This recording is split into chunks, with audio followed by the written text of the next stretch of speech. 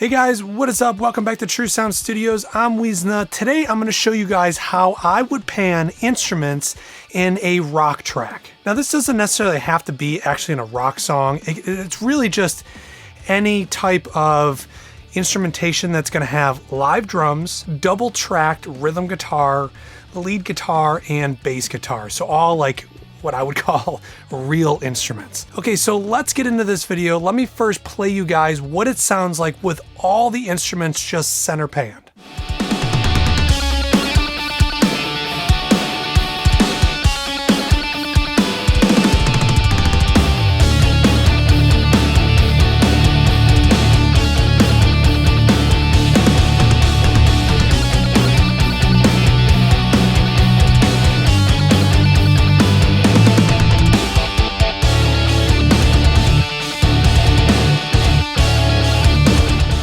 Now let me show you guys what it sounds like after I've gone ahead and panned the whole track.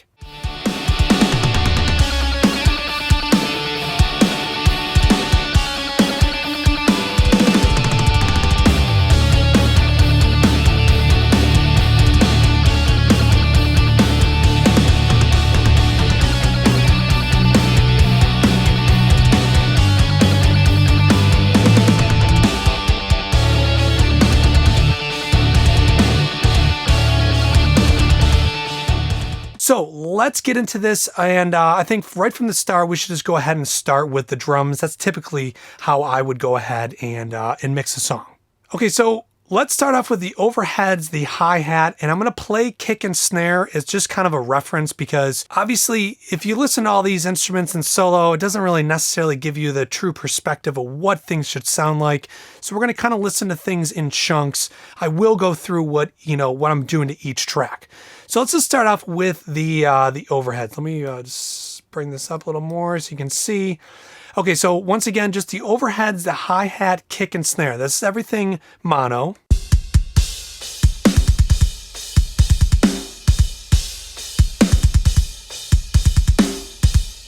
So it all sounds very good, we just don't have that width. So the first thing we're going to start off with is down here, we're going to start with the overheads. Now, I don't like when people just do full left and full right 100%. I don't think that sounds very natural. Typically on a drum kit, I am a drummer, the crash cymbals are more kind of left and right, maybe like 70%.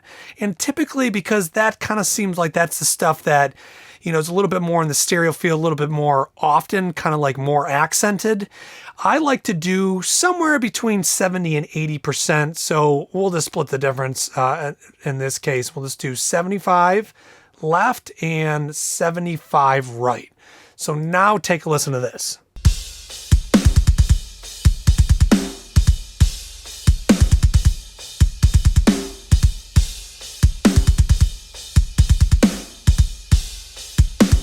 So if you guys are enjoying this video, please click that like button. So now you're starting to hear you got crash to one side and then the accents are on the other, and it starts to help spread this stereo field. Now just to be clear, kick and snare are always dead center down the center of the mix, always in mono.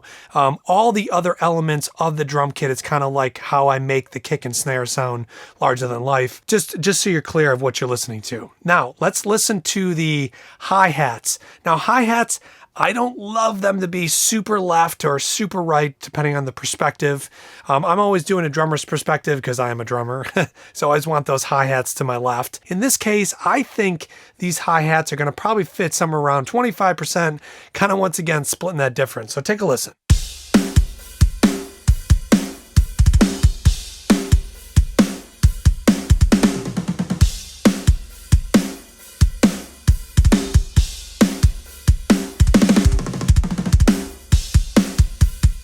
Now, to me, that sounds really good because they're not as wide as the cymbals are, which is nice because then we have a little bit more of the spreading of the stereo field. And then this way, when the crashes hit, it even sounds like it's in a different place in the stereo field. So it kind of almost helps accent the crashes more without really having to do anything. We're going to get to kick and snare once again, just straight down the center of the mix. I always do this, but now we're going to introduce a snare drum room sound. Now this is in stereo and it is somewhat wide. Let me just let's just listen to what it sounds like by itself.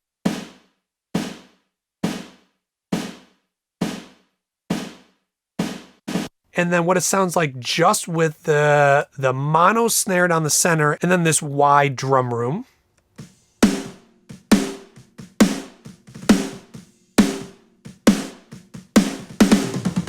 So now you can hear, now the snare drum, we got that dead center hard-hitting snare, but the rooms are wider. So it gives the illusion that the actual track, the actual drums are bigger than just that mono snare. So now let's bring in the kick and the overheads and the hi-hat and listen to what this sounds like.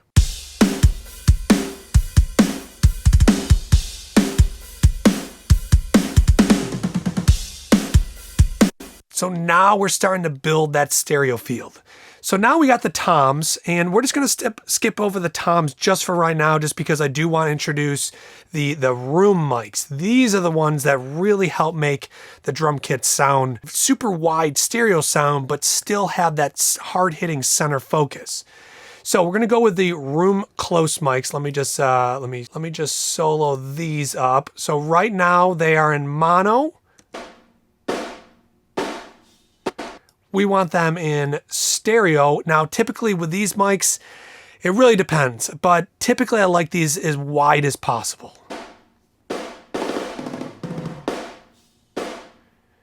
So you can hear now it's got this like kind of crunchy sound to it. So now let's blend that back in with the original drums.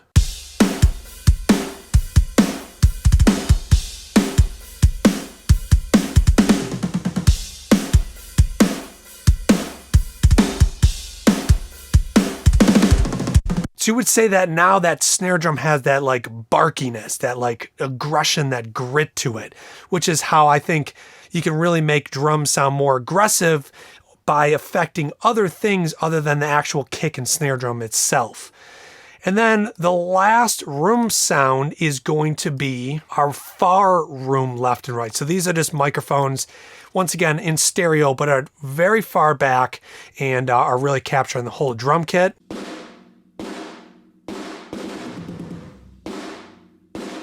Now, as you can hear, I only have these on the snare drum and the toms.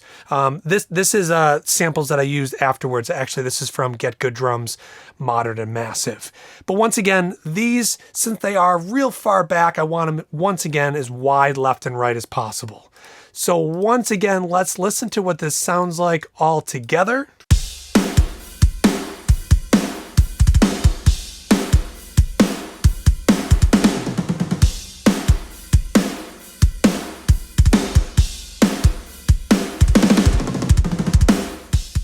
So that's how you can add all this energy to your drums without actually changing the sound of the kick and snare and still keeping them centered down the mix.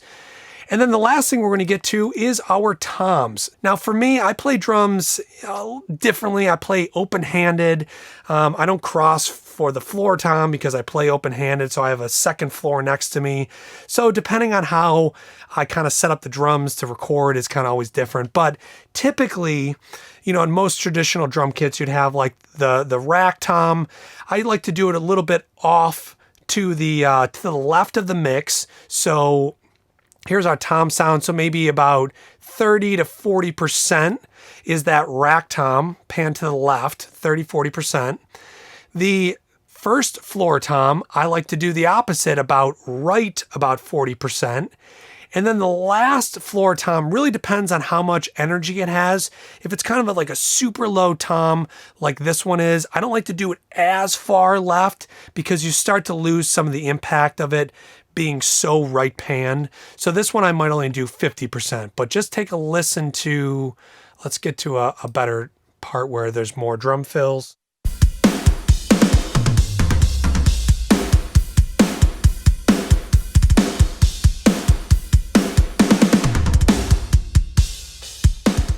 So this way you still have the nice stereo field of your drum kit, but now you at least have the toms when the drummer does a drum fill, and it kind of sounds like it's going through the stereo field, which personally I really like. Does depend on the song. Sometimes toms do sound a little better, a little bit more center focused because you can get a little bit more power out of them. But this song actually doesn't have any like parts where it's like being played on the floor tom, so it kind of works out like this. All right, so now we have drums done. Now let's go to the verse of this song. There is a shaker that comes in, and what I want you to notice is we have the hi-hats panned somewhat off to the left, which really kind of leaves the right side of the mix to be open, and it would be really nice contrast to the hi-hat being to the left. We could put our shaker to the right. So let's listen to what this sounds like. I'll kind of play around with it as we're...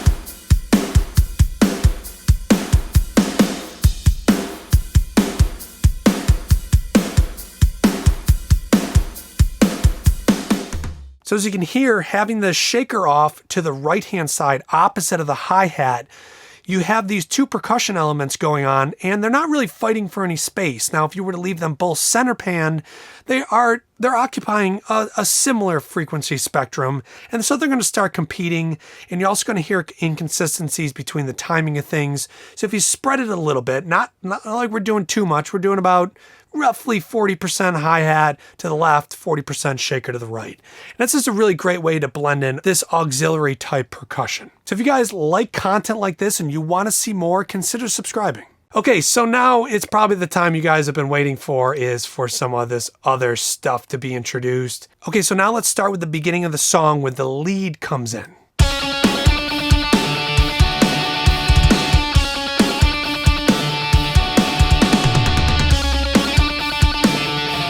So right now I have this center pan, and that's because as soon as my rhythms come in, the rhythms are going to be hard left and hard right.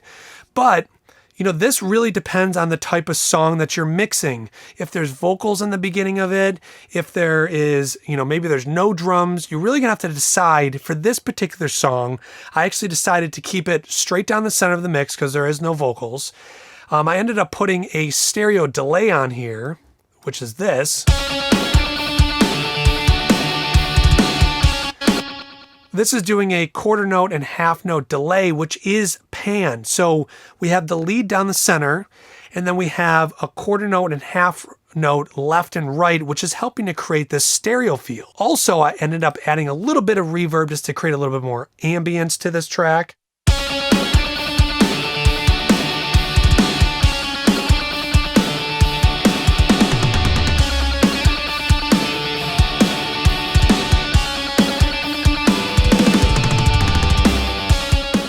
Which brings us to the next part. So now we have these rhythm guitars. So right here, these are our rhythms. Right now there's center pan, which is fine, except if we hard pan these left and right, we're gonna really create this really larger than life sound to these guitars. So take a listen to what this sounds like, kind of cut it in here.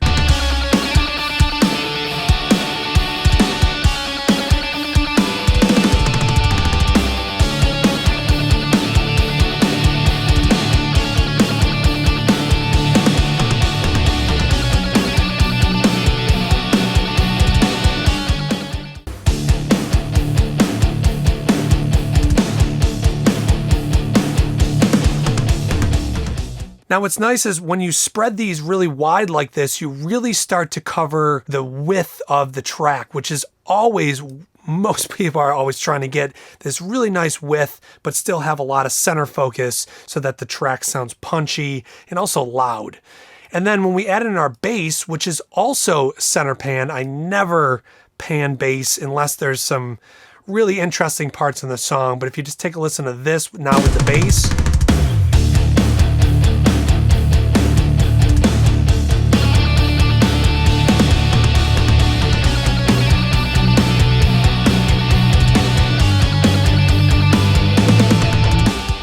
the reason why I split up these guitars with the next section is because you could change how the guitar EQ is maybe for this beginning section. Or maybe we could just have these rhythm guitars tucked down a little bit lower in the mix. So when the next part comes in, which is a little bit more like the chorus / breakdown, it just sounds like it has more energy. There's a lift. It gets to the next part of the song. So let me show you what this sounds like. So I'm going to show you, this is the, let's see here. These are intro guitars. So I'm going to pan these hard left and right. And I'm going to pull down those intro rhythm guitars a little bit. So we're going to start it here.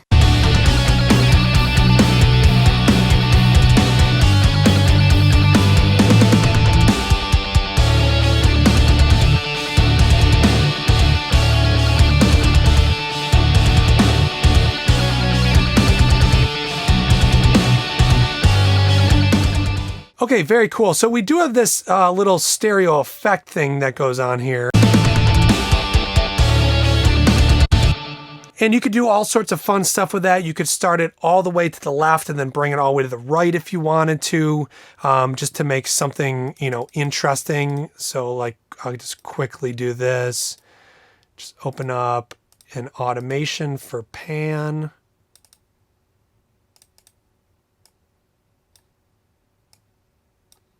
It would sound like this.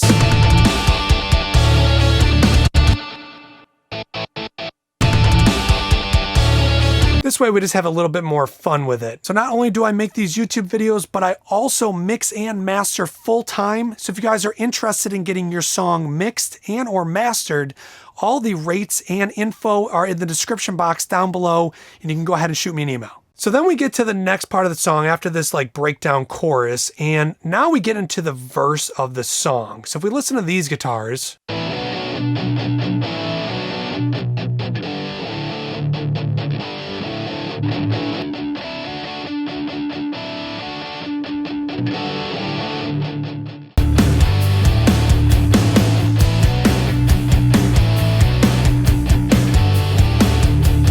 So I just want you to notice when it comes out of that big breakdown chorus part, you know, it seems like it drops out, you know, and that's what we want, because we want that big exciting part and then to change. It sounds like it's changing. That's the most important part, at least in my eyes, in mixing, is to create these different parts of the song so that you always know when it's that big chorus because it has the most amount of energy, and making sure we pull that back somewhat for the verses and pre-chorus. So for this, you could do a couple different things. So you got the bass down the center, the drums are staying the way they are, but with these guitars, instead of hard panning them left and right, we could kind of do something a little different where we do like a partial pan, like, you know, maybe 60% left and right, so that it doesn't sound nearly as wide as the part before it. So for example,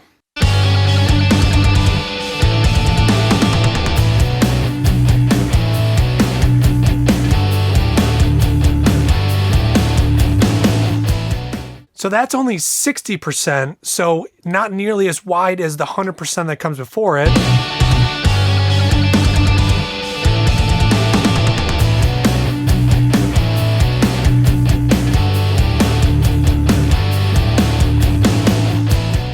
So I like that. That narrowing of the verse definitely sounds good. Okay, so then we finally get to the very end of this part. The pre-chorus is just a lead by itself, or a single guitar, we'll call it. I did add a little bit of reverb onto it, but let's take a listen.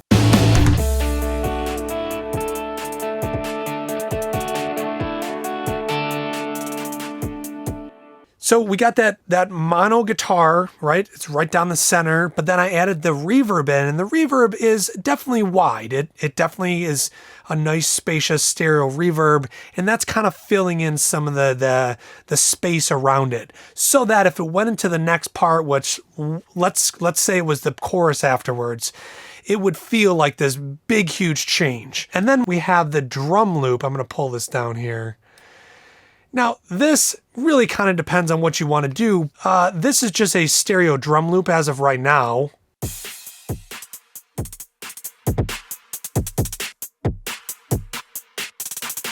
But what we could do, if we wanted to kind of change this up, maybe we could make our lead, we'll do 60% again to the left and 1 to the right.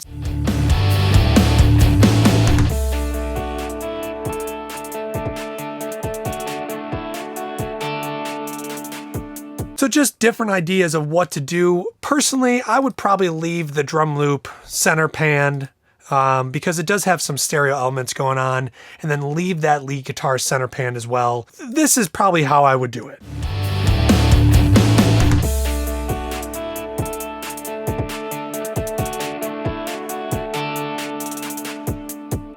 So I like that. I think that sounds really good.